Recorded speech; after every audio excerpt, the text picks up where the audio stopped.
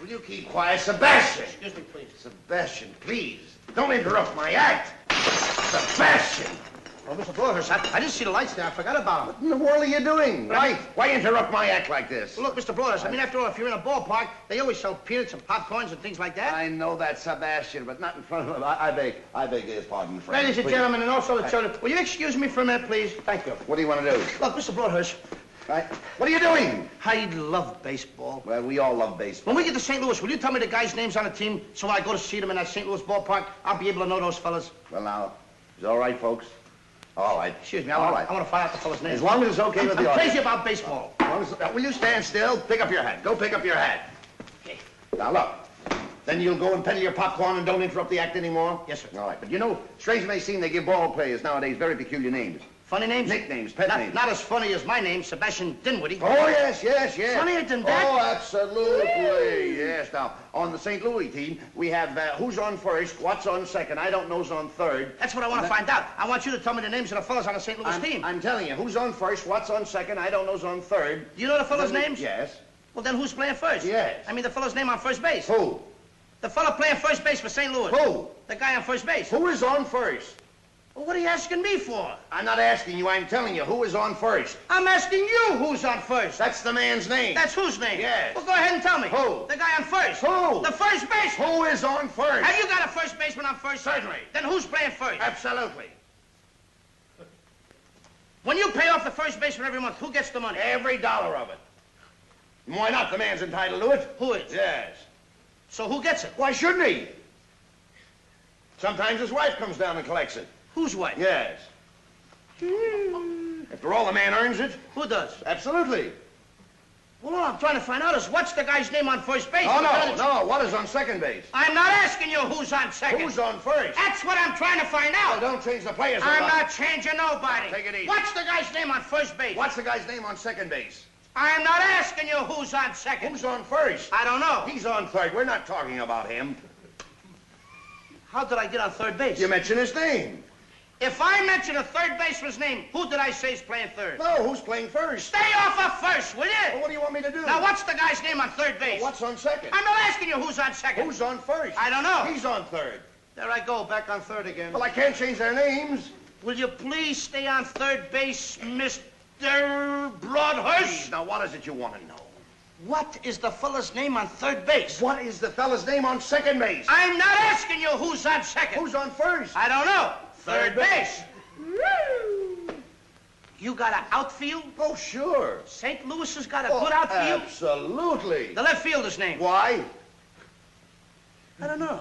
I just thought I'd ask you. Well, I just thought I'd tell you. Then tell me who's playing left field. Who is playing first? Stay out of the infield! Don't mention their names out here. I want to know what's the fella's name in left field. What is on second? I'm not asking you who's on second. Who is on first? I don't know. Third base.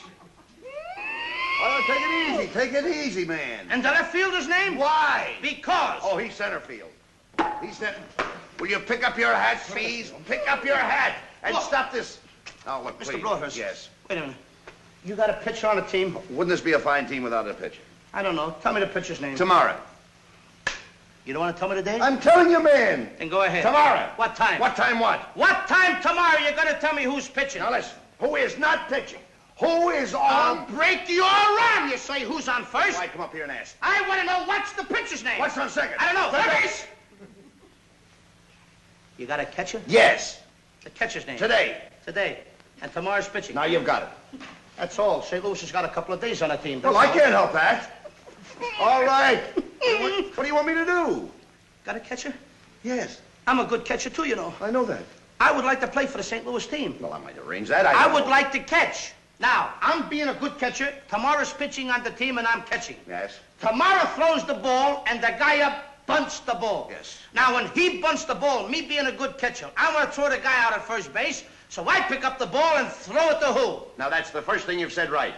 I don't even know what I'm talking about.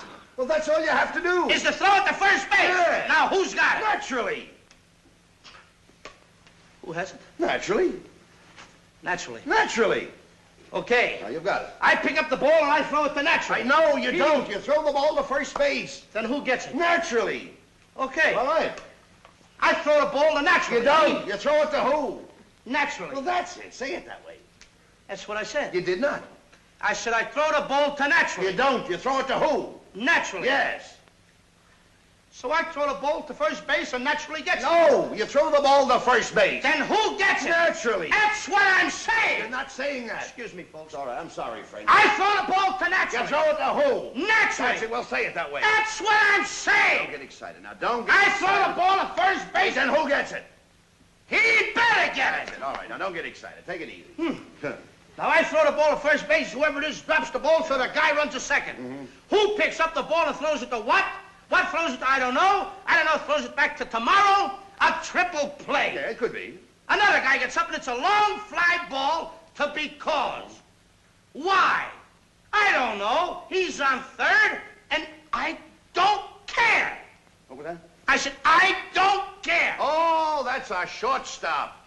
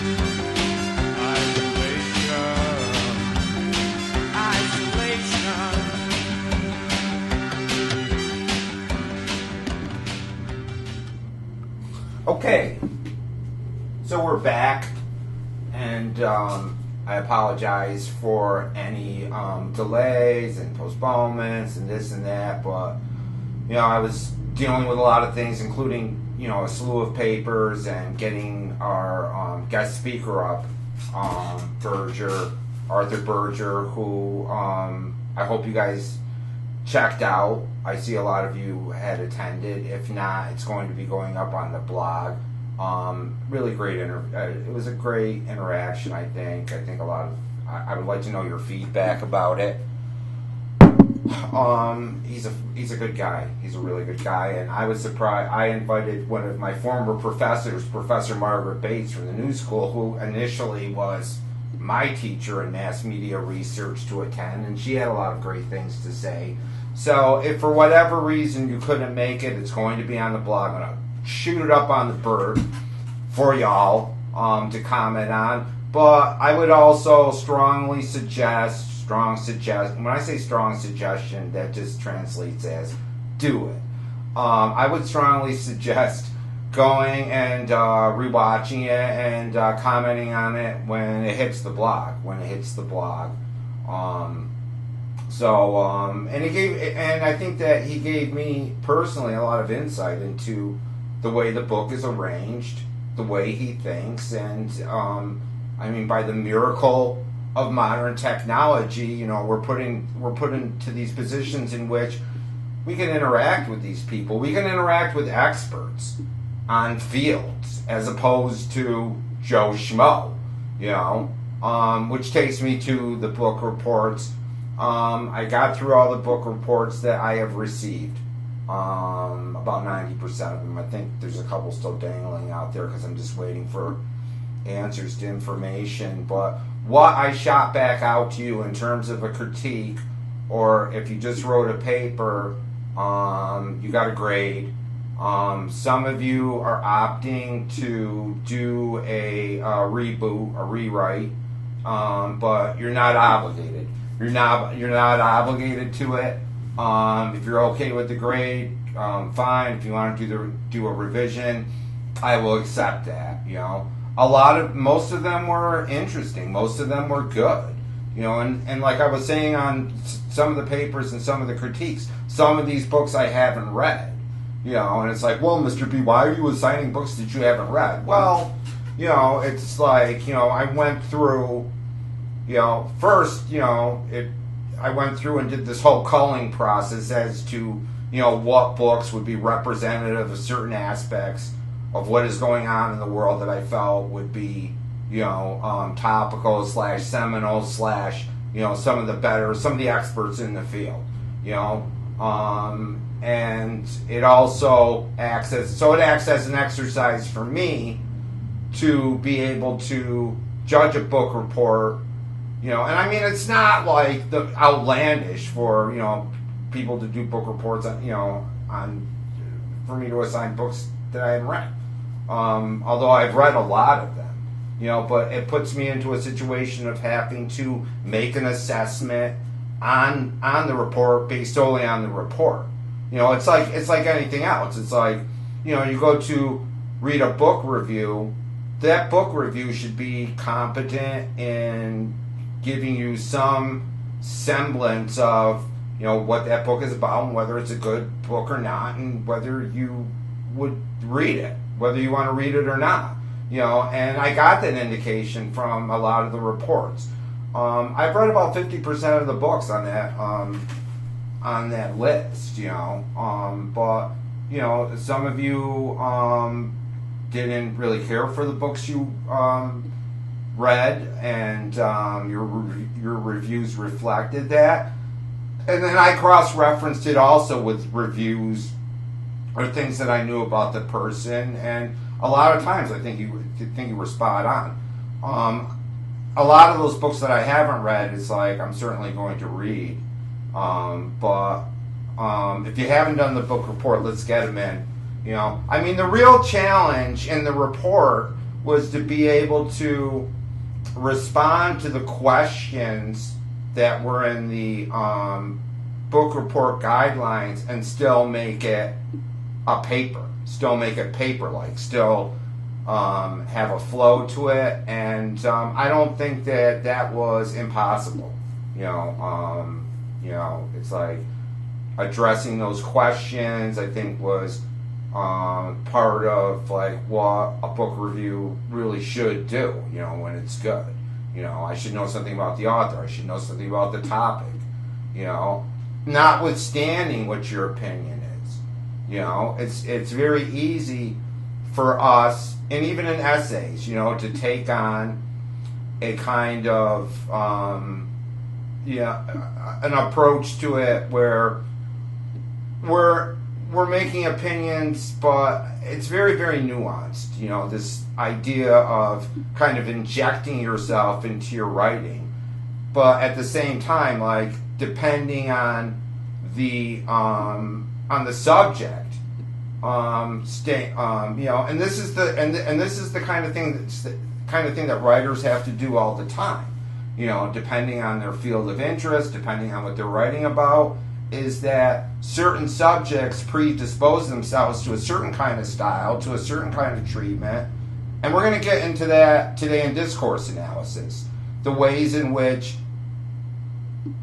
we speak and write change in relation to what we're talking about.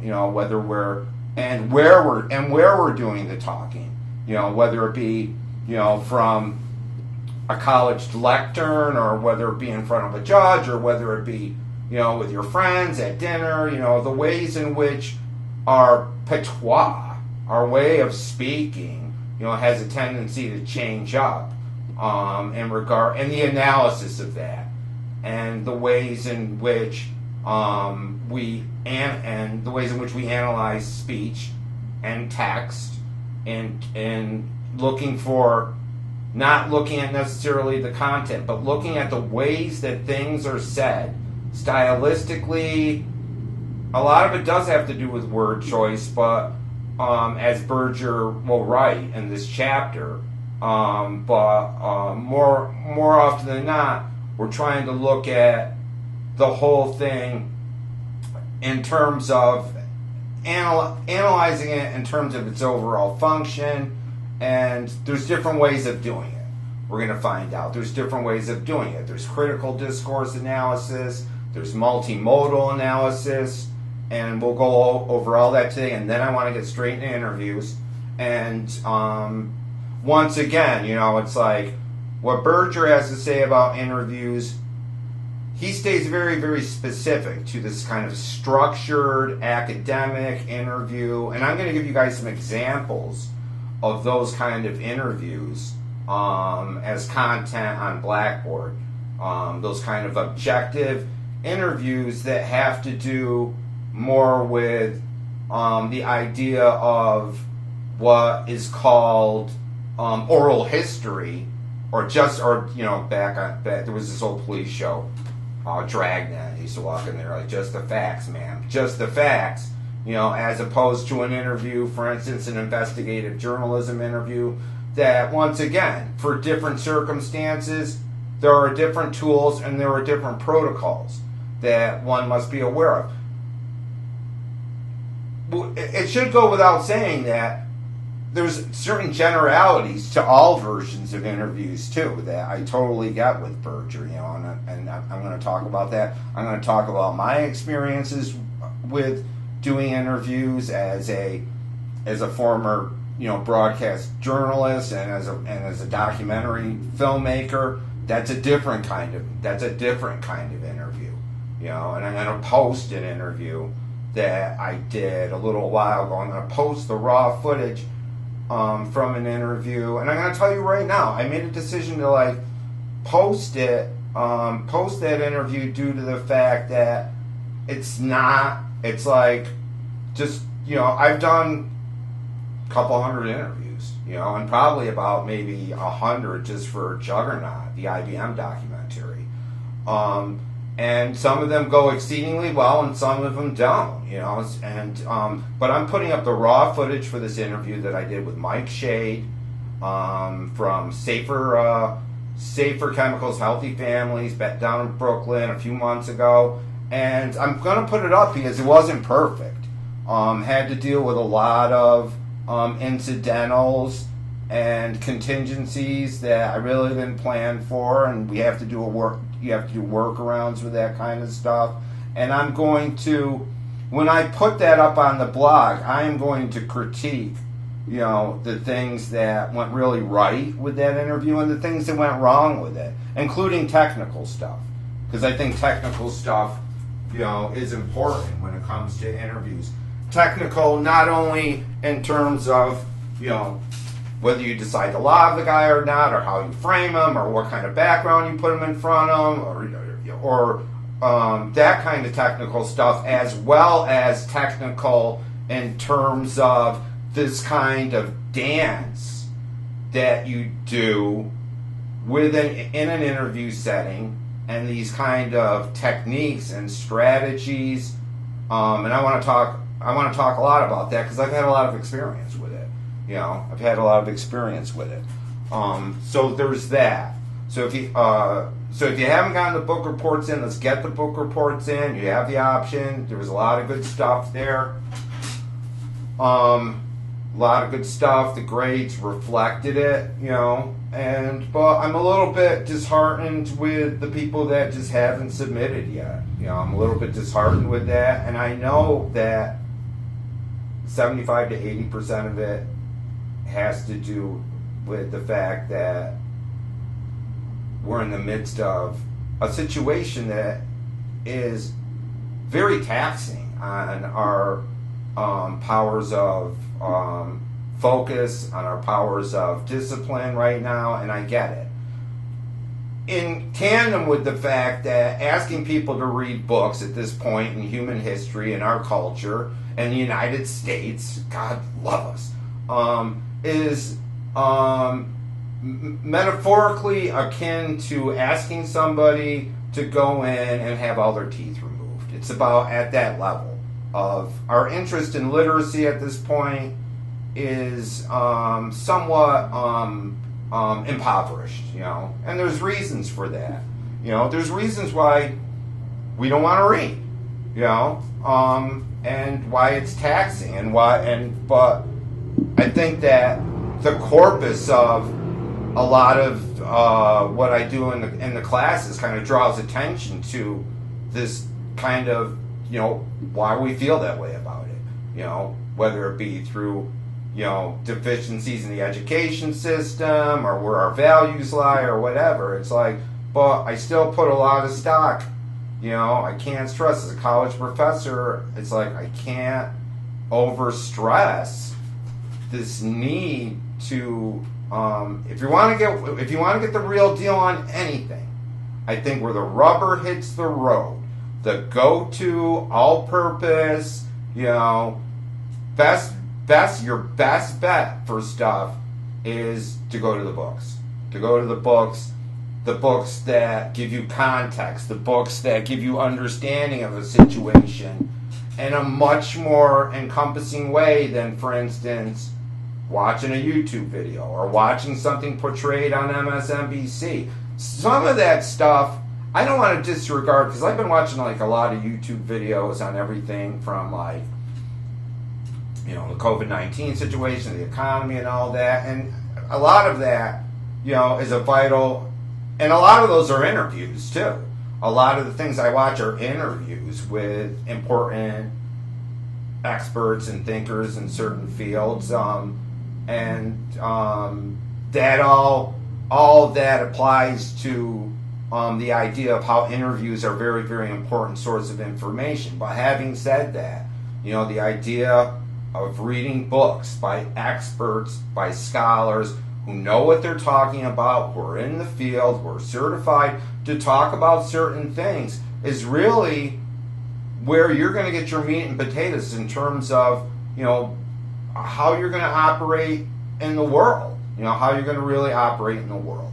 It's one thing, and it's like, we know enough at this point as media studies students, especially if you've taken my classes, to realize that everything's got a bias to it. I can't open my mouth without some kind of bias, and neither can anybody else. And we have to understand and be able to call and sift and find the information that hasn't been corrupted by corporate interests or governmental policy or a way of like shaping you. And this also falls into this whole idea of critical discourse analysis too. So let's get back to that. Where are my glasses? We were talking about a guy by the name of Toon Van Dyck, who had been writing about discourse analysis and what it is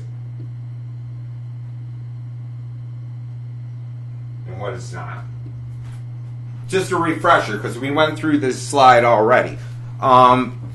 Discourse analysis really concentrates on language as it's being used. Remember, we were talking about this in semiotics, the idea of langue and langage and parole. Parole was that French idea of the ways that we actually use language, the ways that we speak with one another, depending on the context.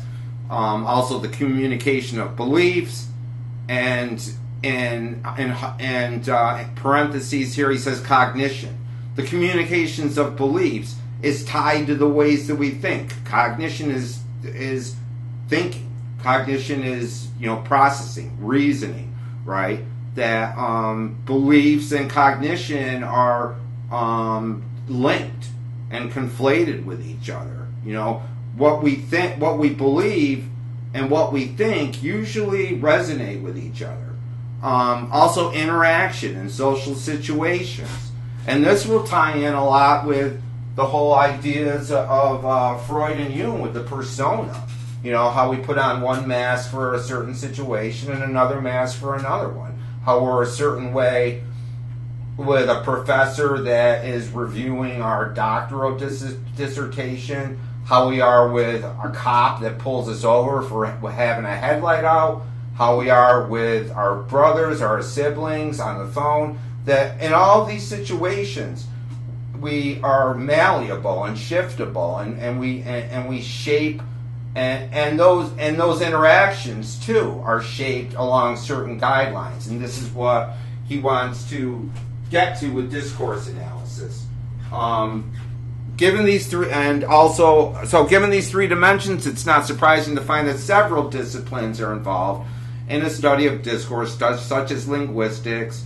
Linguistics, remember, is the specific study of language and language use. That's what differentiates it from discourse. With linguistics, you're looking at language, its structures, the way that it is structured in terms of its content, the way that certain words are used, etymology, all of that is the study and the development of language. How did language develop? That's another one that we have to remember, that there is a prehistory for the species in which there are no languages yet. How does it, and guys like Saussure and Levi-Strauss and these guys want to understand like the origins of language. Where did the first utterance occur? It's like, and how did we start naming things? How did we start using our mouth and our vocal cords and all that to start being able to interact and give names to things? This all has a history. This all has, it's like Joe Schmo, some Australopithecus afarensis was probably incapable of any real fluent speech. They certainly weren't exchanging memes, back in the Neolithic, or like texting each other. It was probably very, very primitive and where did this spring up? How did we go from grunts and screams and just primeval, beating our chest to like, having a discussion with like, hey, how's the weather? It's like, oh, I don't know, it's like going to be cloudy tomorrow. It's like that is all somewhat miraculous, and that's what linguists do. But with discourse, we're talking about language in its actual use, how we use it. It's typical, and it is typically the task of discourse studies to provide integrated descriptions of these three main dimensions of discourse. How does language use influence beliefs and interaction, or vice versa? How do aspects of interactions influence how people speak?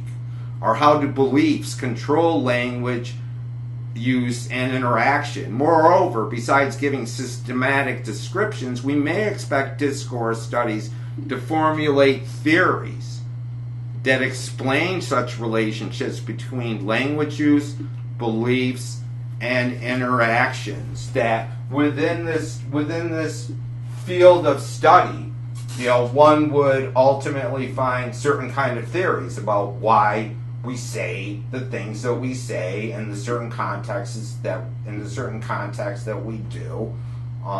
What we leave out, just as important. The things that we leave out. It's like, for myself, it's like I have a tendency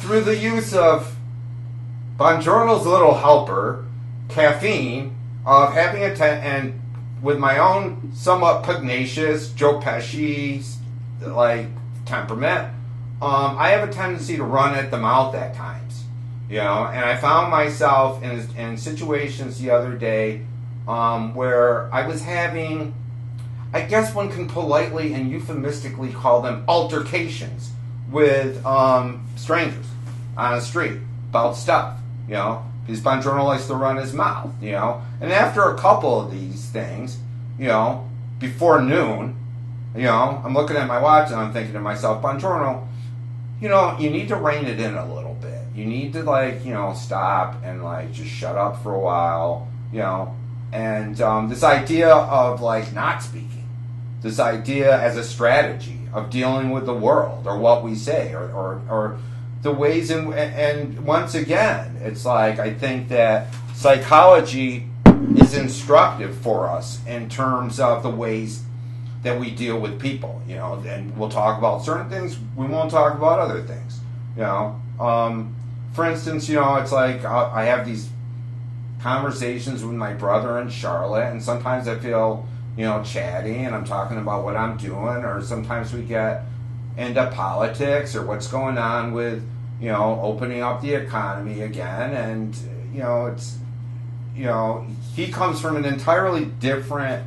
I mean, we come from the same family and all that, but his whole orientation towards the world, he's like a construction business owner, whose values are different, whose orientation is different, who's looking at different things. So that interaction sometimes can be kind of contentious, but always kind of like civil. I mean, it never like just blows up, only because, I guess it's the equivalent of the like going in. We can't go and play handball together, at this point due to social distancing and the fact that he's 800 miles away. So it's a form of sport.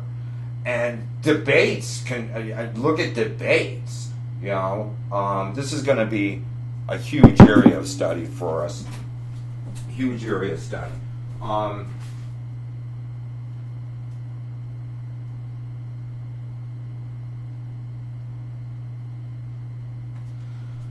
Berger draws attention to the chapters in Van Dyck's book and all the different, he does like this kind of chat. He talks about all these different areas where discourse analysis is used. Semantics, semantics is meaning, how things mean something. Discourse and grammar, right? And I'm grading papers, I've become like painfully aware of this area of discourse and grammar, and its misapplication. Style. Once again, rhetoric. We're back in rhetoric. Narrative. How do we tell a story?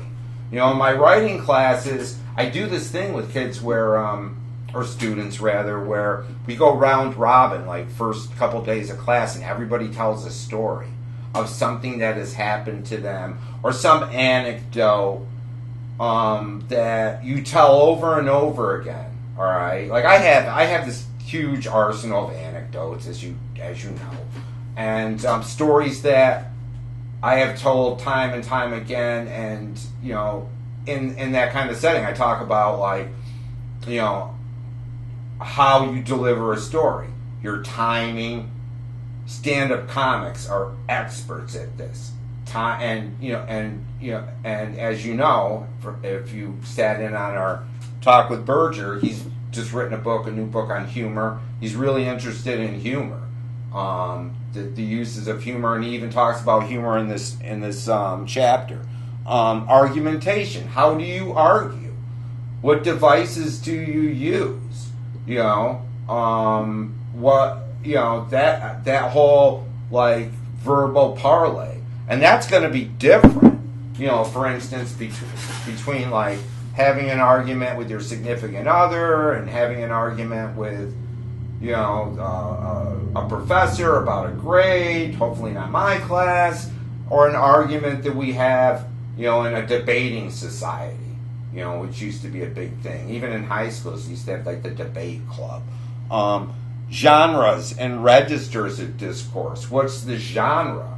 What are we talking about? It's like, when I'm talking about the guy at the register where I go and buy my coffee, that's a far different that's a far different genre than, for instance, Amy Goodman on NPR, talking to the head of the NSA, or somebody like John Perkins who was involved in all that. Discourse semiotics, right? Discourse semiotics. What do things signify? The whole idea of signs, right? And that would do more with like multimodal discourse, this combination of analyzing the juxtaposition of words and pictures. Gender and discourse, that's a big story in itself, and that's a big area of academic. I once took a course back in my undergrad days as an elective on like gender, sex, and discourse, and how our relationships of power are shaped by the way that we use pronouns, or the way in which we speak. organizational discourse. You know, all of that planning. You know, if you get into the corporate world, all those board meetings, all of those brainstorming sessions, all of that phony bullshit that people do in order to present their stuff. Please, whatever. It's like it's the caffeine. I'm a little bit chatty. Discourse and culture. How different cultures will be talking about different stuff, right? It's like, you know, I'm sure like the conversations that are going on right now in sub-Saharan Africa are not, you know, but there's always this like uniformity too, you know, that it's like, it's interesting, like the whole idea of it's a small world after all, you know, it's like it's like if you've had any kind of travel, it's like you find out, you know, one of the things that is always heartening and edifying about stuff is how certain things are like funny no matter where you go on the planet, or people feel the same way about stuff. You feel like one of the great things about travel is like finding these similarities, like this common humanity that you might have with somebody, and that goes for school too. That goes for like going to college or going to a major university or going to grad school.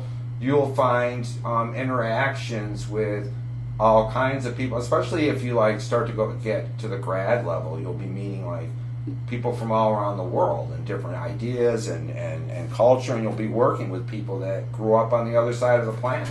You know, discourse on politics. That's like we can like do a whole course.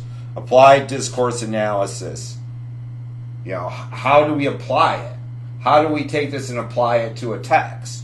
Discourse, ethnicity, culture, and racism. That one should go without saying. You know, the things that get left unsaid.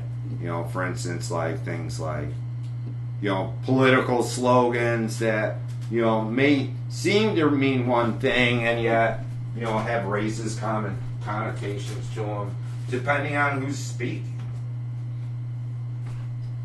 Virgil will bring up a book by Deborah Cameron.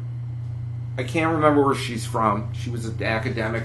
She is working with spoken discourse. And she would also go on with another guy and write a separate book called Working with Written Discourse. Because they're apples and oranges. You know, it's like, I know why they did that. They're apples and oranges. Spoken discourse is much different from like what we put on the page. And he puts, and Berger writes, the authors added that many researchers in a variety of fields study the way people use language, but generally they do so to gain information about people's attitudes, beliefs, and behavior. They do this by having people fill out questionnaires, by interviewing people, and by making content analyses of what they watch on television or read, or lately, how people interact with researchers who use social media. Which is what he's saying is like people researching, you know, engaging with people to find out how they use social media as opposed to just, you know, and to get specific about it. Discourse analysis, you know, but what he's attempting to do here is make this distinction between that and what discourse analysis does. Discourse analysis, on the other hand, focuses attention not only on the content of written material, but on the style that writers use. It's not just the what, but the how. In fact, he says it here. The language they use to express themselves and the strategies they adopt to get their ideas across. To focus, we may say, on the how, not the what. How do we say things, not just what we say. He'll bring up a famous intellectual by the name of René Quenu, it's Quenu, I believe. His book Exercises in Style, in which the basic takeaway is that we can take any kind of descriptive or narrative piece of information and run it through different filters or different styles, and he points out like the ways we can say certain things. Like he comes up with a list of different styles of discourse. He uses like biblical, archaic language, these and thous and thys, and things you find in the Old Testament.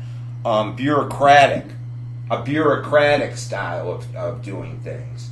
When you're engaging with a person, in a bureaucracy like the DMV or unemployment, this style, that sometimes, it's like, at this point, I think there was probably a lot of diverse styles at the unemployment department, including probably very, very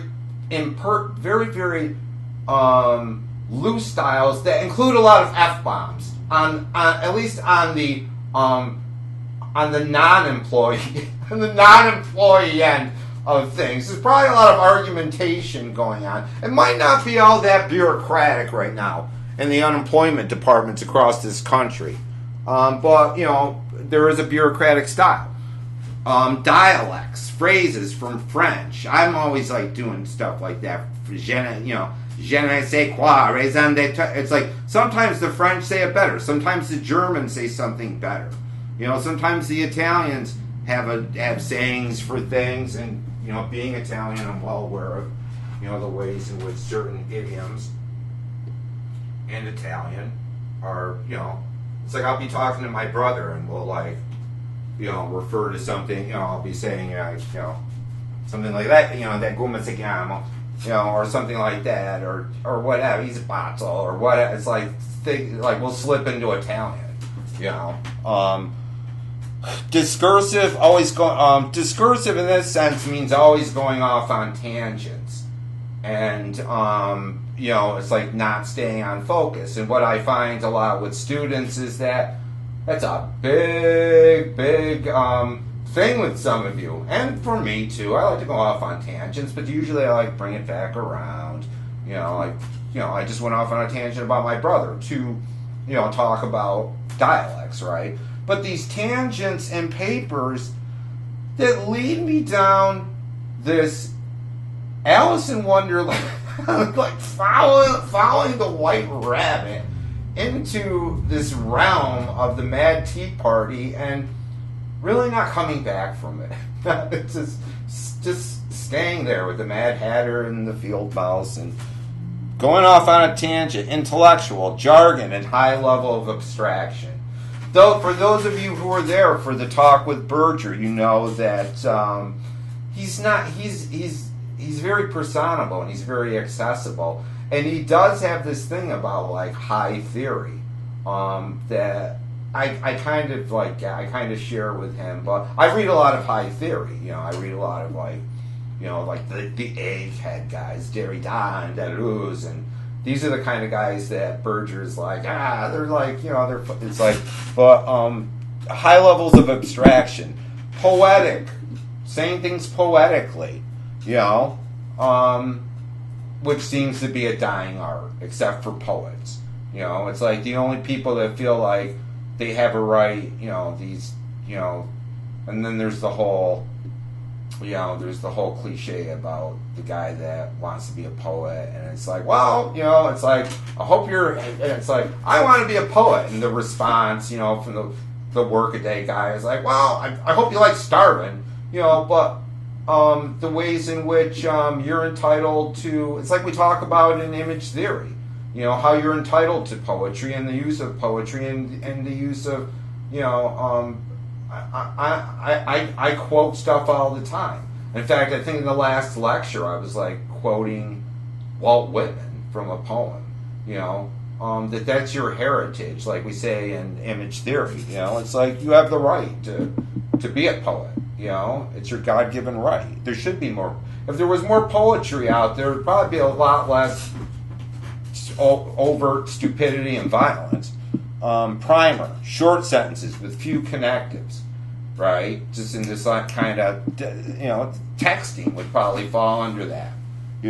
Paradoxical, full of contradictions. I don't necessarily agree with Berger in terms of that. Sometimes paradoxes are paradoxes by necessity, It isn't necessarily contradictory for something to be paradoxical. We live in many paradoxes that aren't necessarily a contradiction, but it can be contradictory. Psychotic, which I'm sure some people accuse me of being, which is okay with me. It's okay. Delusional. Offers evidence. I once had I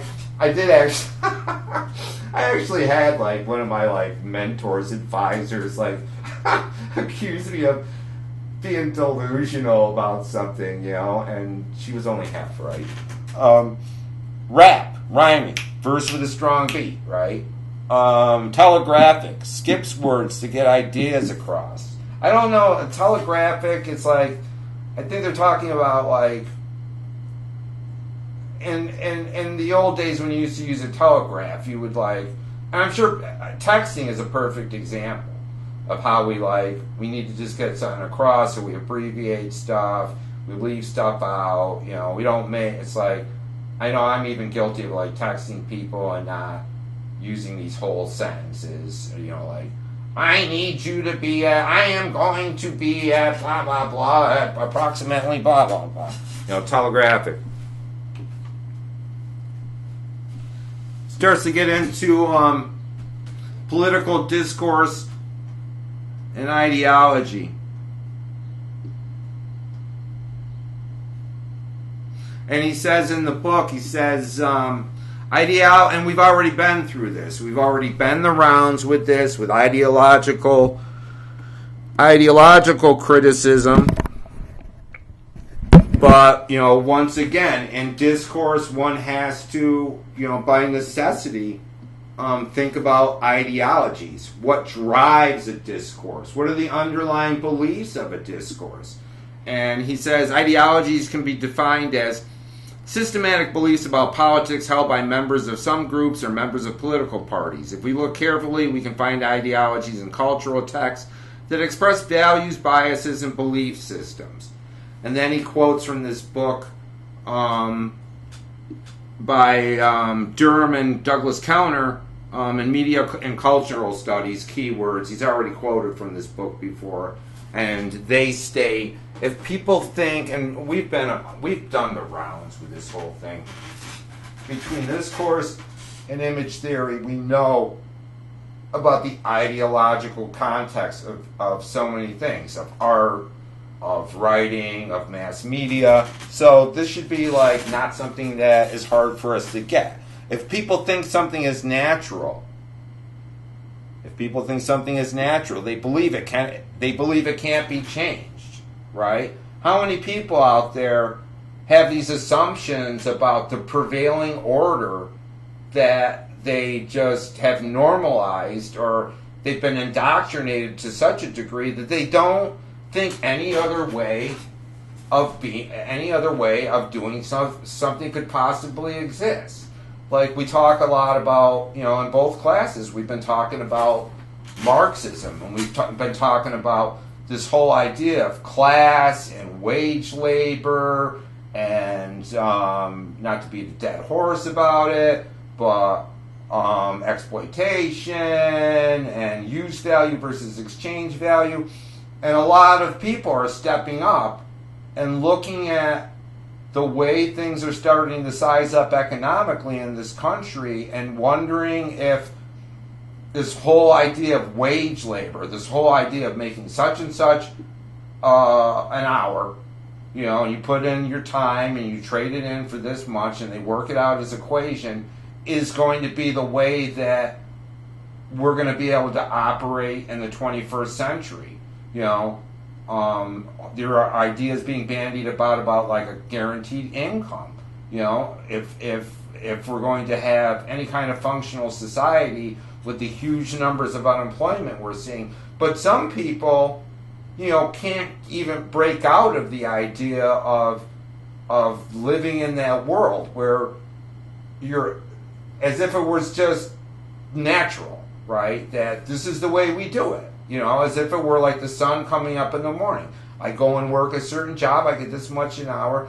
But to understand that these things, these ways of doing things have been naturalized. so that we can't think outside of them or think of other systems that would do the same thing, only different.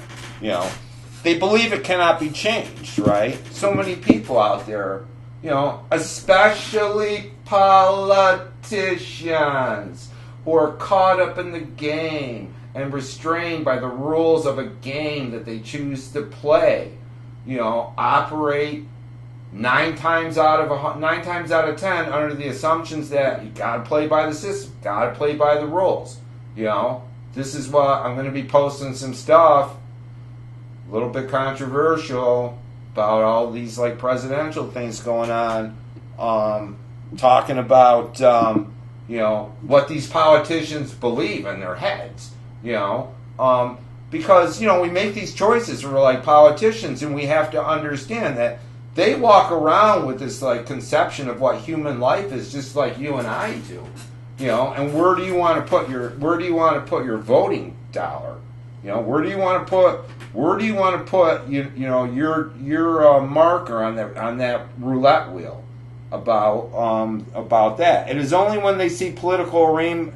Once we understand that political arrangements are often socially constructed and culturally constructed, that then we can recognize that they can change, that we can change things.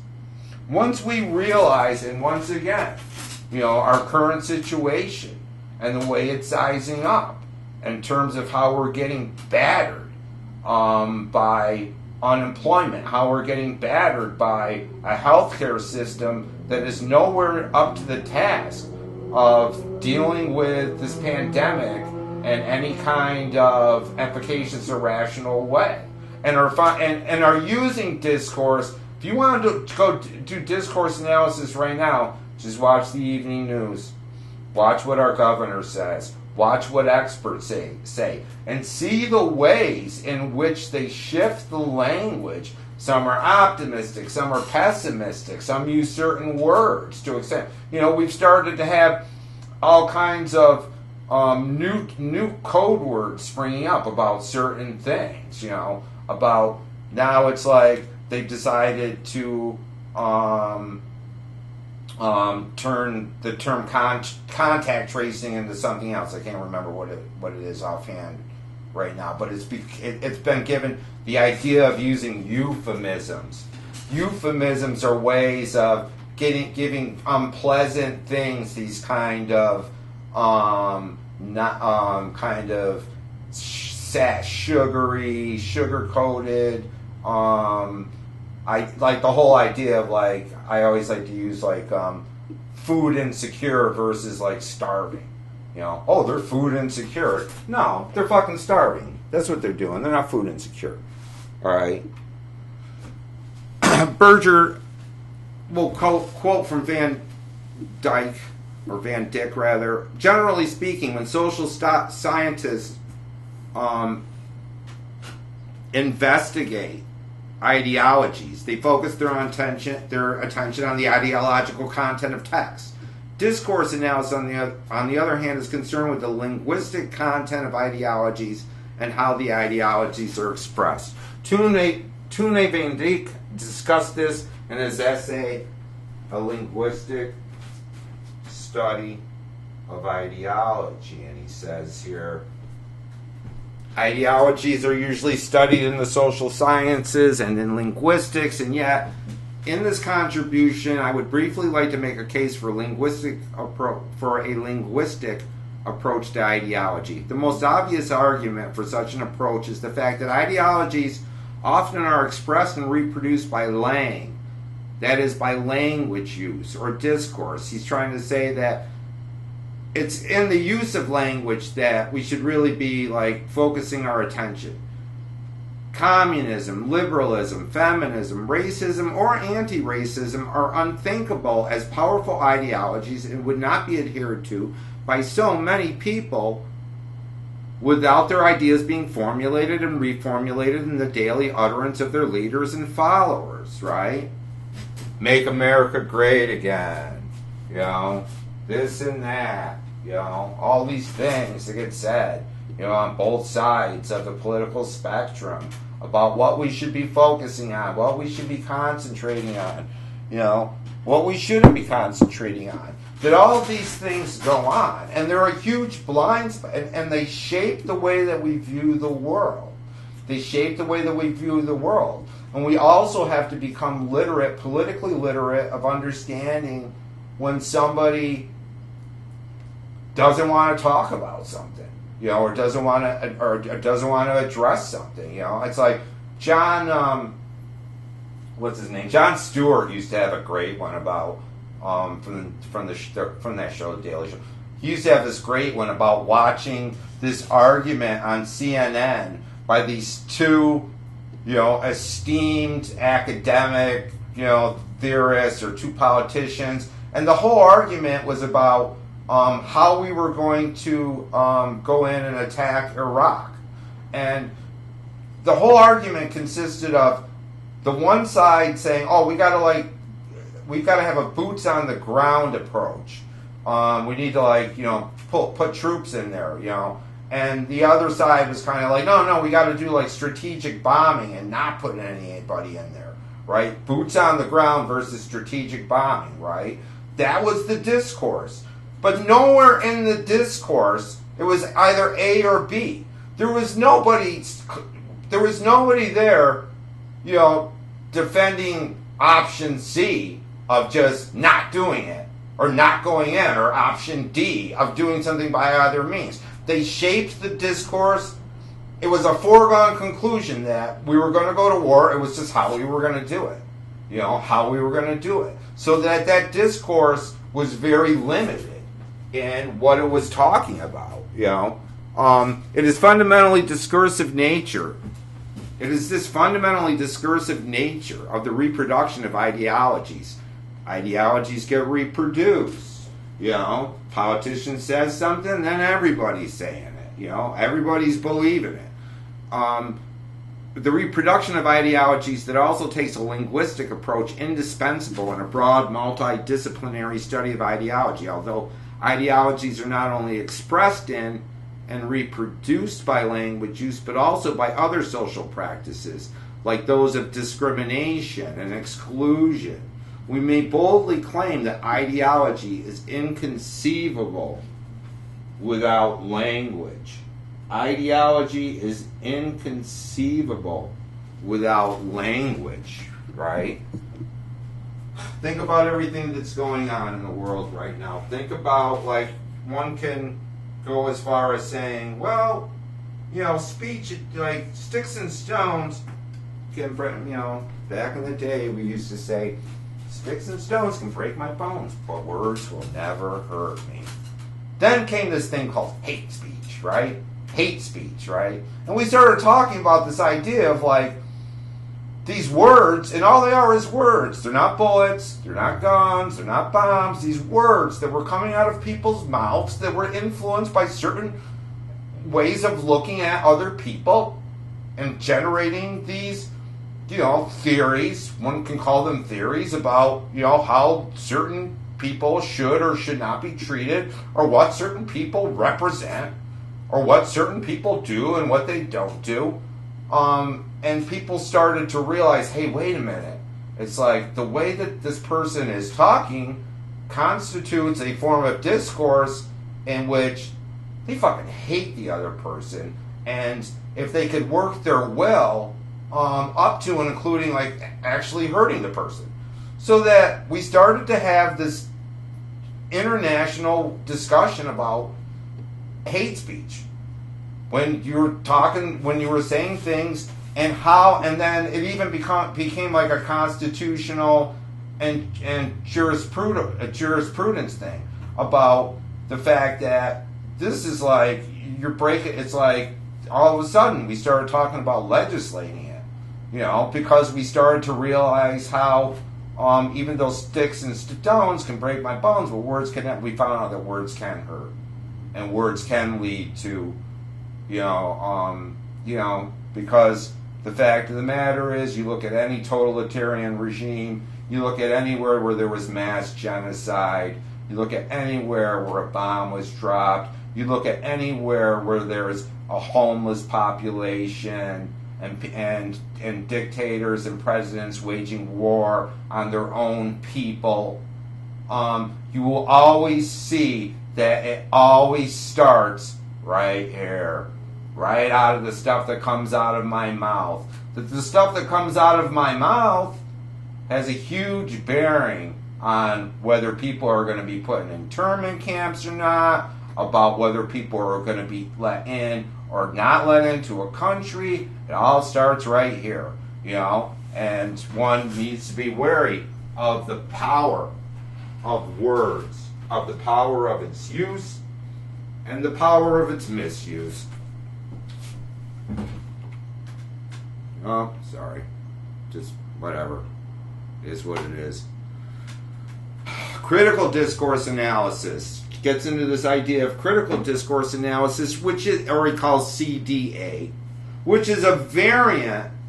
Berger feels it's a variant on just the vanilla flavor of discourse analysis, where he says practitioners of this new form call it critical discourse analysis and focus attention on the use of language by powerful groups in society to dominate others, and on the strategies of resistance by subjugated groups, right? And here again we have these ideas that pertain to the ways in which power, whether it be class power or race power or cultural or ethnic power, are manifested in the ways that we talk about certain people, and the ways in which those people that have been, treated in whatever unfair or violent way create and reshape the discourse, reshape the narrative to speak to certain ideas. And this whole very, very fascinating evolution of words that we have, and many of them were things that we needed as a culture to address.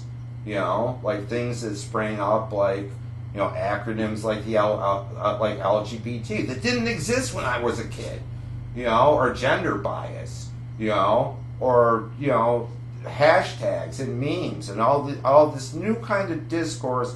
Like Me Too, hashtag Me Too is, for all intents and purposes, exactly what Berger's talking about.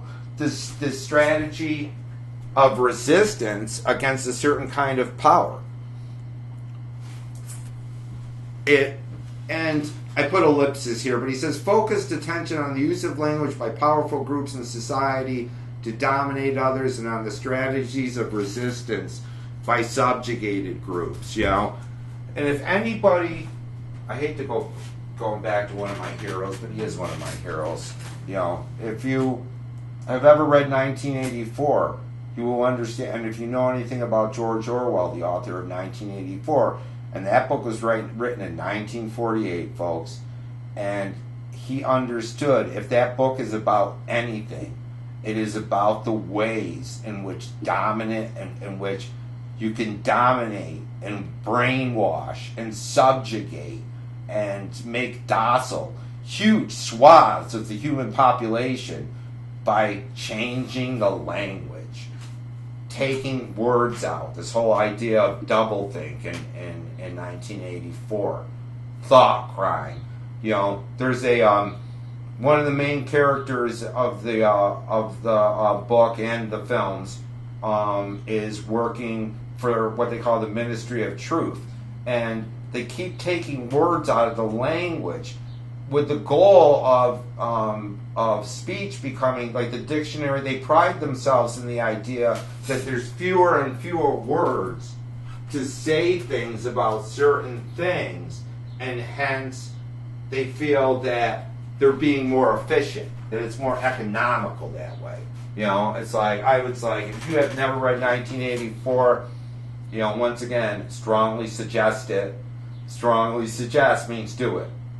Go get that book, or go online and find a PDF of it. You'll find out, and Orwell was very, very sensitive to the ways in which language operated as a tool of power.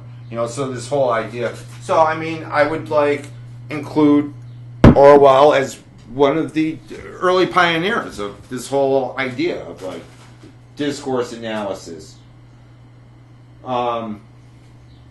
Moving on. Social linguists, on the other hand, focus on style.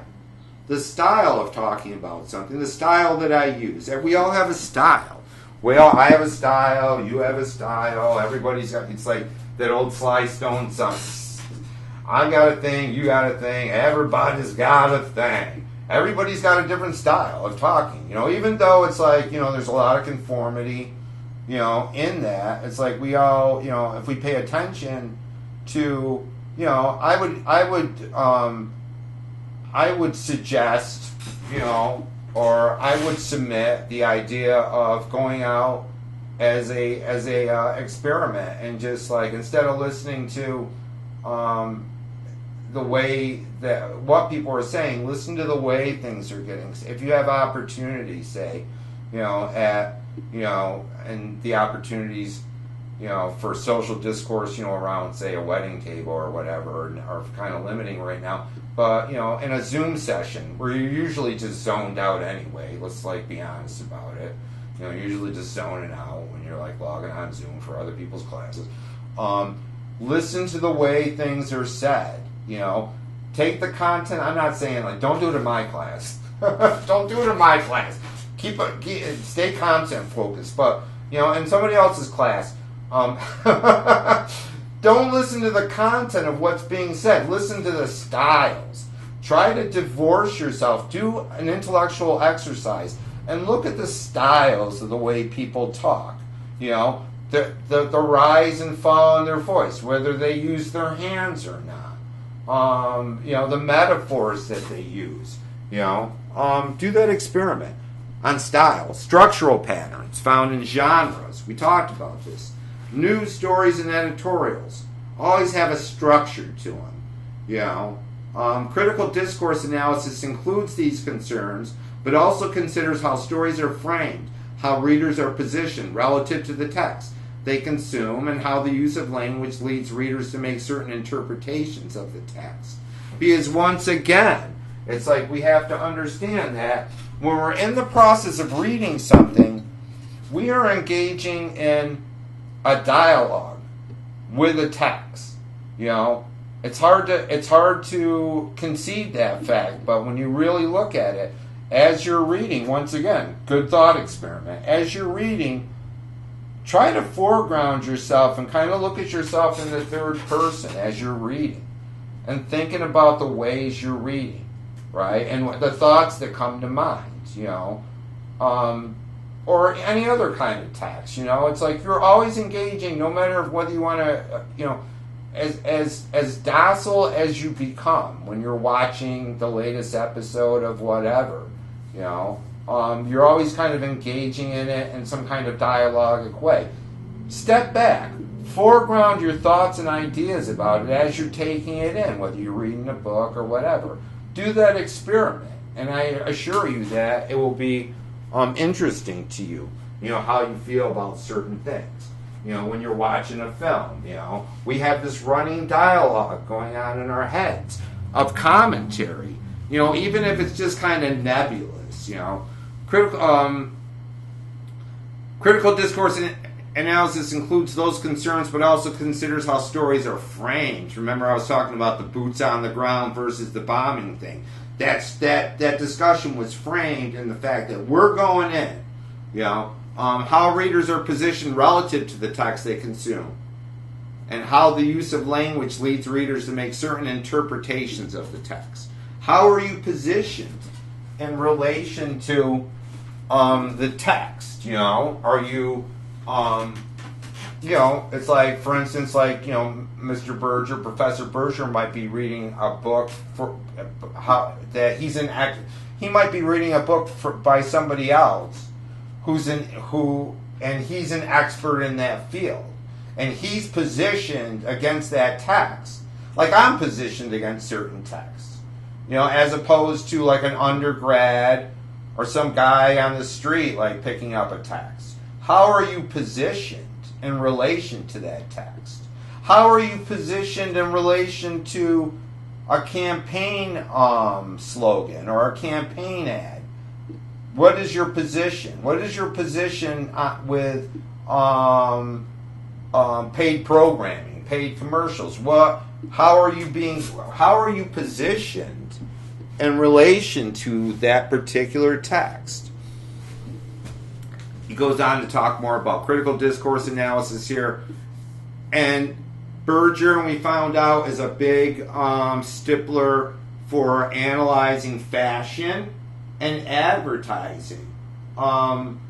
Which one would think, it's like a lot of people wouldn't pay fashion and advertising a lot of credence. Like, well, it's not like read a Moby Dick. It's like fashion is just, or advertising is just this, there's this whole like egghead kind of hoity-toity, like, well, it's not like reading Herman Melville. You're watching an advertisement and look at fashion. Fashion is fluvius, it's shallow.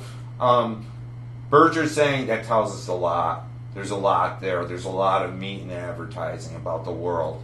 It's like I would say that you can tell a lot by a society by like what they're wearing and by what their advertisements are like. It's a window. It's a window into the way that we operate, and fashion.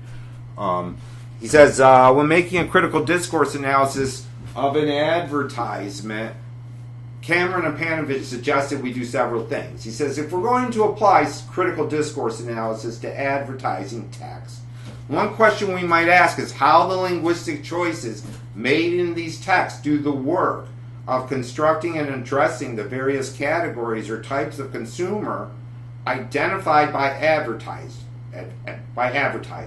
A related critical question is to what extent these textual constructions depend on and recycle dominant ideologies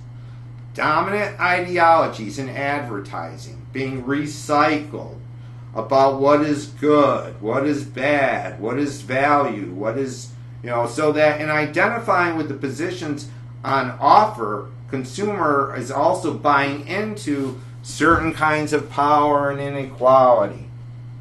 When we take certain advertisements and we do analysis of it, we understand how it's not just advertising the thing. It's not just advertising Bud beer. It's not just advertising diamond rings for an engagement or what. It's not just advertising cruises. It's not just advertising deodorant. It's advertising a whole, more often than not, it is this microcosm of values that we place on certain ideas in our culture. Values on what constitutes manhood, what constitutes being cool, what constitutes being affluent is a big one. What constitutes being elegant, what the good life is, what you should be seeking, what is failure, what is success. All of these things are embedded in politics, advertisements, fashion, the whole world in this regard, the entire world can be read as a text. Everything is saying something. Everything is saying something in one way or another.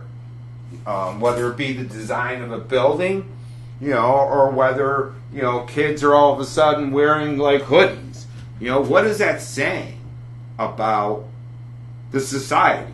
What's it saying about adolescence when certain things are done, when certain things, and he'll talk more. Cameron and Panovich offer us both insights into how advertising works and a guide to analyzing advertisements and commercials. We might say that they suggested we pay attention to the power of language and the language of power. The power of language and the language of power. And then we have this idea of multimodal discourse. What does he mean by multimodal? Multimodal, like in the most simplest way, it's just the analysis of, well, for those of you who have read it, it's the analysis of text and pictures put together, how they interrelate to each other. And we see the interrelation and integration of text and pictures and all over the place, folks. It's very seldom that we see an advertisement that just consists of a picture, or see a political campaign sign with just a picture. It's always this combination. It's always this two-pronged attack. And looking at the associations that go on between what is being shown and what is being said.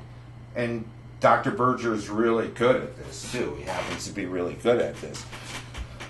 He says, discourse analysts use the term multimodal discourse analysis to deal with the ways discourse analysts work on text, with both written material and visual images in them. The basic methodology the multimodal discourse analysts use in working with images is semiotics. We're back into semiotics. How do symbols, sign, and pictures mean what they mean? Which I dealt with in Chapter 3 of this book, and which we also dealt with when we did Chapter 3. There is a debate in the field about how to analyze the different elements in a text with written material. Should each part of the text be analyzed separately? For instance, should we take the pictures and bracket them off and look at it's whatever. This is the way that people get tenure. They talk about this shit, and they get tenure, from talking about these kind of, nonsense. Of course, we want to look at the relationship, but it's there is should each part of these texts be analyzed separately, or should discourse analysts find ways to integrate the different approaches, such as by using semiotics for the images and linguistic analysis for the language? Different tools for different stuff. All right, I buy that. I assume that, generally speaking, there is a relationship between written material and visual images in a text, and so deal with everything that I find without considering this is Berger talking. He doesn't like to use those kind of disciplinary boundaries, and he even talks about, and he talked in the interview he had with us, how he draws pictures into stuff, and he was even showing us some of his notebooks where he gets all of his ideas, and they were these scribblings and graphs and different designs, and and he actually draws a lot of things in the books too. It's he's like that. Once again, we have this distinction in multimodal between just multimodal analysis and multimodal critical discourse analysis. What is multimodal critical discourse analysis, you may ask? Well, we'll tell you. Multimodal critical discourse analysis, as differentiated from multimodal discourse analysis as such, involves dealing with complex texts, such as those found on Facebook. Think about it. Those found on Facebook. How's that complex? It's complex due to the fact that there's so much going on any given page. If you step back and look at all the different, once again, thought experiment, possible final project. Just taking one page on Facebook at any given time and looking at all the different things that go into it.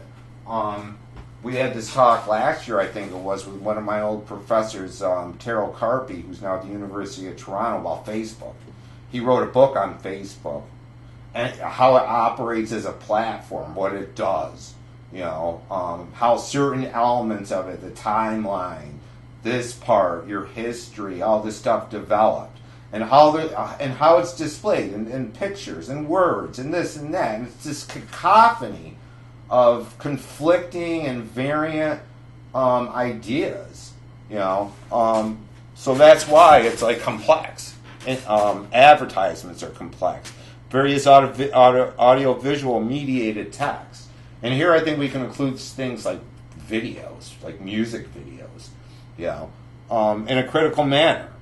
That is looking for what, in a critical manner, we're critiquing now. We're not just taking it and analyzing it for what, it's like an image theory. We talk about that in John Berger's book, how those paintings by Franz Hals of the regents and regentesses of the almshouses are looked at. And he says you can read it in one way or you can read it in another way. You can read it in just the facts, ma'am, You can read it in that way of like just the facts, ma'am, or you can read it in terms of power. Read it in terms of who's screwing who, and who's trying to get one over on who, and who's trying to get one over on you. That kind of critical analysis. Looking at relationships of power when it comes to things that are said to you. How often is it that the American culture or television in general, this is not just America doesn't have a monopoly on treating you like a moron. All right, it's like it gets done all over. If you ever been down to like south of the border, man, Mexican television, it's like just as bad. It's like, but this whole the way that it all kind of operates on assuming certain things about you, and the way it kind of it's always kind of condescending to you in some way or another, whether it be the evening news or a daytime talk show or a soap opera. There's always this kind of relationship built into it of power, like this is what we're giving you, whether you like it or not. There's this kind of, you have the option of changing the channel, and then one can make the case, you've got the option of changing the channel, but guess what? Once you change from the other network, we're telling you the same goddamn thing, so we don't care. It's like you change. It's like this illusion of choice. Now I just went to Spectrum and upgraded my shit, and now I got 400 channels of fucking garbage. It's like I'm paying an extra $90 for the same thing. How lucky I am! How lucky I am to have so many channels and so many choices to be made. And they're basically just calling me a moron. It's like, let's be honest about it. My classes are about honesty. You know me. Critical discourse analysis suggests that ordinary discourse analysis tends to be descriptive and doesn't deal with ideological aspects of discourse. The ideology in text is generally not recognized by people exposed to this discourse, even though this ideology often shapes their thinking. It's about being asleep. It's about just letting things come in and just making assumptions about them and not contesting them in any way. Because after a while, and it's like, I hate to, one of you just, Thomas, you just read the book on brainwashing and mind control and the violence that countries do to people. And what is one of the main practices? Boom, boom, boom, boom, boom. Repetition. Repetition every day. Repetition. Just saying the same thing over and over again until you finally just give up. And you're like, all right, it's like, you go into school, and, I've never been at a public school yet where, at 8:05, boom, it's like, gotta get up, say the pledge. Gotta get up and say the pledge. You mouth these words. These 5-year-olds, are saying words like allegiance. They don't even know what it means. The republic. A 6-year-old doesn't know what republic means. They're all saying it. Over and over and over again. And God forbid you don't get up and say it. God forbid you take a knee, in protest of something that pledge refers to.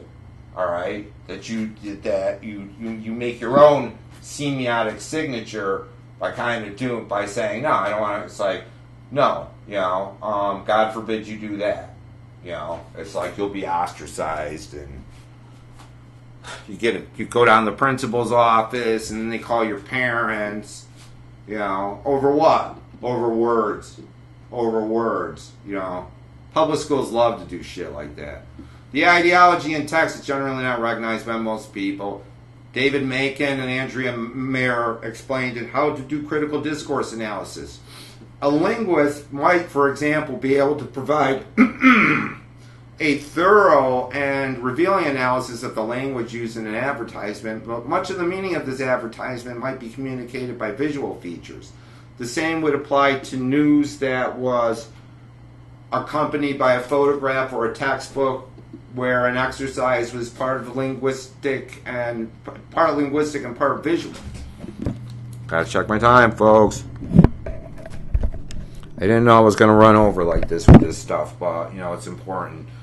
It's important we get through it. It is because so much modern communication involves images on Facebook, Pinterest, and the other social media sites that a multimodal approach is necessary.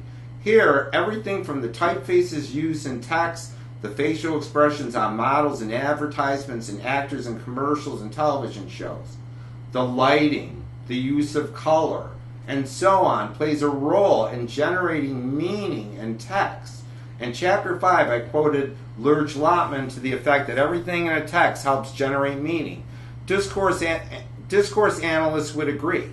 Macon and Mayer then added that the critical component of multimodal discourse analysis by explaining its focus on power.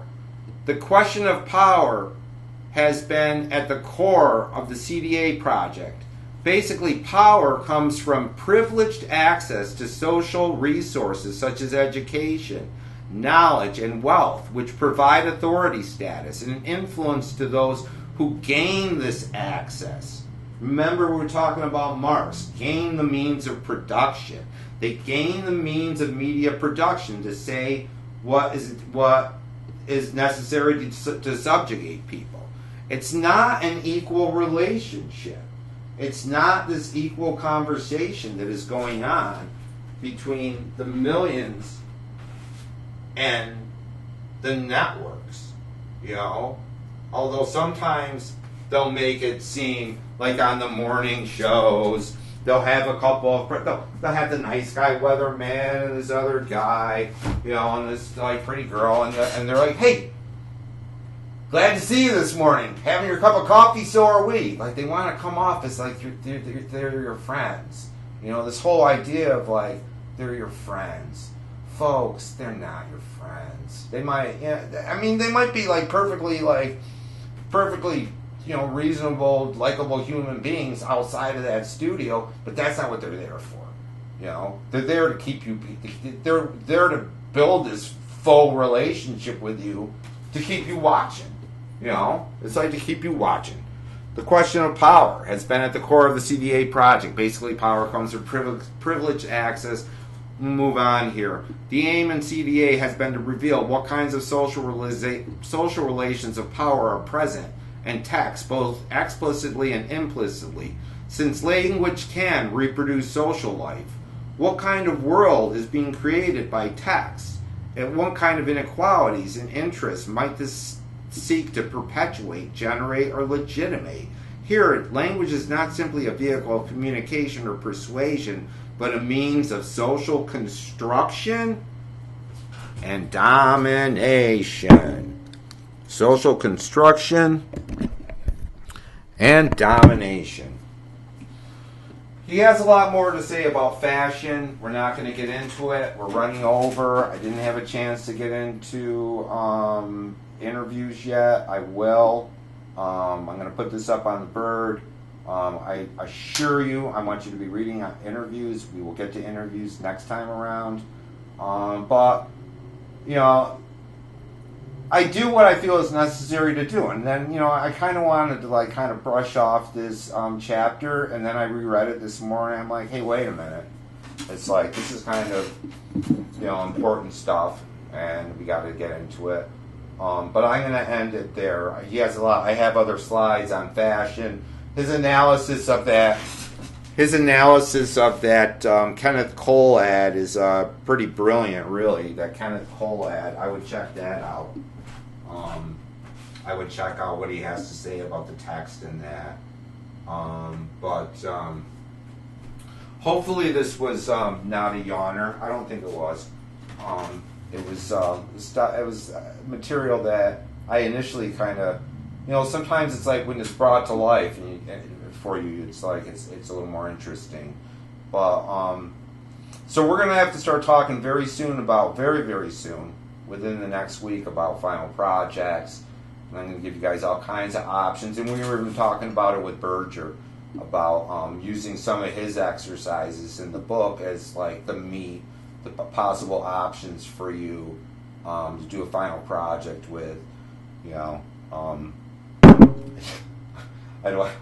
Somebody sent me an email. I'm not gonna like dig it. I was like funny though, trying to get out of like trying to get out of a final project. It was funny the way he did. He was using He was using like Discourse to try to like dissuade me to like not do a final project.